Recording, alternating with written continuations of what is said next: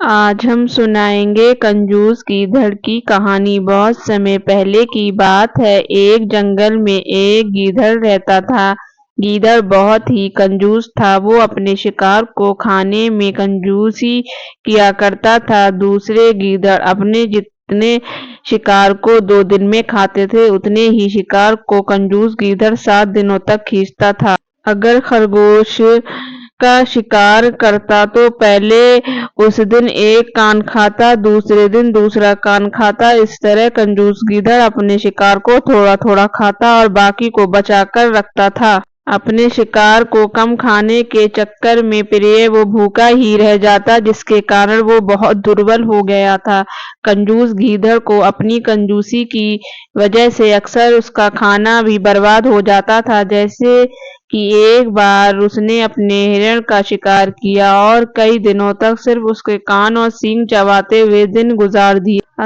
अंत में ज्यादा दिनों तक हो जाने के कारण हिरण का मांस सड़ गया और खाने लायक नहीं रहा। अपनी इसी तरह के कंजूसी के कारण वो प्रिय हंसी का पात्र भी बनता है। दूसरे प्रिय उसका मजाक उड़ाते, परंतु वो उनकी बातों की परवाह नहीं करता और उनकी बातों को अनुसार कर देता। एक दिन की बात है, जंगल में एक शिकारी करने आता है।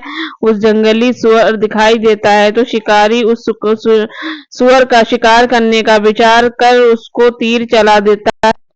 तीर सुअर के पेट में घुसता हुआ शरीर में धंस जाता है। तीर लगने से सुअर काफी क्रोधित हो जाता है और अधिकारी पर हमला कर देता है। वो अपने शिकार पर हमला कर देता है। वो अपने नुकीले दांतों से शिकारी का पेट फाड़ देता है। इसी तरह शिकारी और सुअर दोनों मर जाते हैं। तभी संयोग से वो कंजूस गीदड़ उधर से गुजर रहा होता है। वो शिकारी और सुअर को मरा हुआ देखकर खुशी से उछल पड़ता है।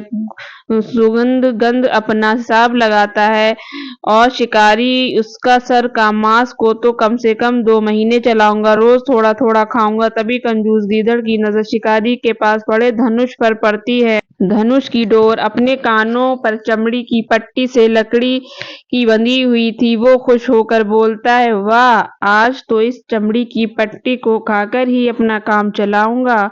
आज मांस नहीं खाऊंगा और पूरा मांस बचाकर रख लूंगा। ये बोलकर धनुष को एक कोने में बंधी पट्टी को यही काटता है और डोर छूट जाती है।